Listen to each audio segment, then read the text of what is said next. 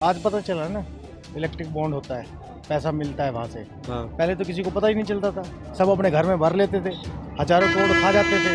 1300 रुपये का रेट था गेहूँ का, आज 2300 2200 2300 का रेट है। 2009 में क्या था, ईवीएम थी ना, सरकार किसकी बनी थी?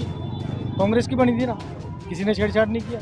2014 में बीजेपी की बन गई, किसने छेड़छाड़ किया? खास ये जो हाईवे बन रहे हैं, ये रेल नेटवर्क, इलेक्ट्रिक जो रेलवे नेटवर्क हुआ है, वो मोदी सरकार में ही तो हुआ है। पहले तो सब डीजल से चलती थी। भाई मुस्लिम लीग को मैनिफेस्टो में रखा है, वो भी तो देखा ना आपने। मुस्लिम लीग ने जो घोषणा करी थी वो कांग्रेस ने कर रही है आज। 100 साल के अंदर वहीं लाके खड़ा कर दिया। राहुल गांधी रोक लेना, फिर हमने तो नहीं कहा कि कोई आए, सब अपनी मर्जी से आ रहे। राहुल गांधी तो 10 साल रहे सत्ता में, क्या कराया?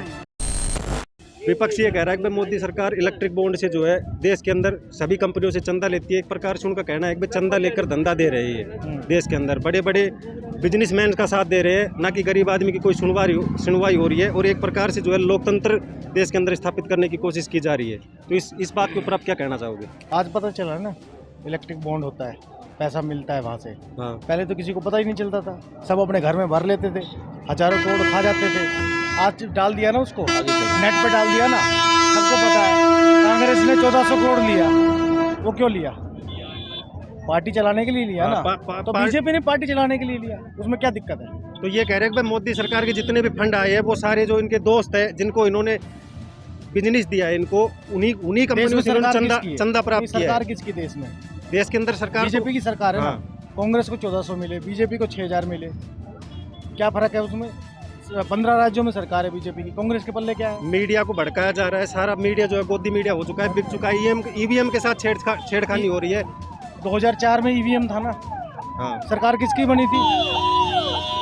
कांग्रेस की बनी थी ना। किसने छेड़छाड़ किया था? 2009 में क्या था, ईवीएम थी ना, सरकार किसकी बनी थी? कांग्रेस की बनी थी ना, किसी ने छेड़छाड़ नहीं किया।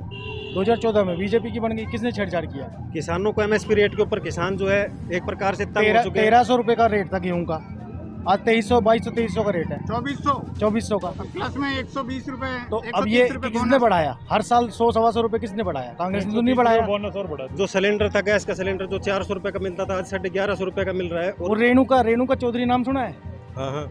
उसने कहा था ना कि 1100 का सिलेंडर नहीं ले सकते। वो कब कहा था? 13 में कहा था कि 12 में कहा था? वो बात सही है, लेकिन सर विपक्ष की तरफ से जो मुद्दे तो उठाए जा रहे हैं, झूठ बोल रहा है। झूठ तो कोई भी नहीं बोल रहा, झूठ तो आपने 1300 का रेट 900 950 का रेट तो 13 में था सिलेंडर का, तो फिलहाल 400 में कहाँ मिलता था बताओ? ये कह रहे हैं कि मोदी सरकार गरीब आदमी की कोई सुनवाई नहीं कर रही।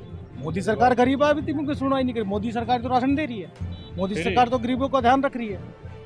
तो इस हिसाब से आपको जो है मोदी सरकार सही लगती है। और राहुल गांधी के कोई ऐसे काम बता दो जो आप जिनसे नाखुश हो। नहीं, राहुल गांधी तो 10 साल रहे सत्ता में, क्या कराया? या कांग्रेस पार्टी के कोई ऐसे काम जिनसे आप नाखुश हो? कांग्रेस पार्टी तो अभी मैनिफेस्टो लाई है, मुस्लिम लीग का उसमें घोषणा पत्र किया कि मुस्लिम लीग उनके मैनिफेस्टो में तो सारी बातें जो है गरीब आदमियों के लिए उन्होंने कहा है कि महिलाओं को हम 1 लाख रुपए देंगे, गिग वर्कर्स के लिए कुछ करेंगे। नहीं, मुस्लिम लीग को मैनिफेस्टो में रखा है, वो भी तो देखा ना आपने। 1936 में मुस्लिम लीग ने जो घोषणा करी थी वो कांग्रेस ने कर रही है आज। 100 साल के अंदर वहीं लाके खड़ा कर दिया। तो ये कह रहे हैं कि हम गरीब आदमियों को, महिलाओं को रुपए देंगे। मोदी सरकार सिर्फ ये नारा लगा रही है कि इस बार 400 पार वो विकास के नाम पे, ना कि धर्म जाति के ऊपर वोट मांग रहे। तो इस बात को कैसे देखते हो आप? विकास, ये जो हाईवे बन रहे हैं, ये रेल नेटवर्क, इलेक्ट्रिक जो रेलवे नेटवर्क हुआ है, वो मोदी सरकार में ही तो हुआ है। पहले तो सब डीजल से चलती थी। डीजल से चलती थी। लैटरिंग होने मोटरसाइकिल पे जाता है, मैं गरीबी कहाँ मान लूं? गरीबी जब थी जब आदमी जंगल में जाता था, अब गरीबी ना है, अब तो मोटरसाइकिल पे लैटरिंग होने जाए भाई। तो ये कह रहे हैं कोल्ड ड्रिंक की जब अपने ट्यूबवेल का पानी पीता, बिस्लेरी का पानी पी रहे हैं भाई। विपक्ष के इतने बड़े नेता जैसे केजरीवाल हो गया, इनको बंद कर दिया जेल के अंदर, और विपक्ष के सारे बैंक अकाउंट फ्रीज कर दिए। जेल में गया तो उसने दारू के अंदर घोटाला किया, तभी जेल में भेजा उसको।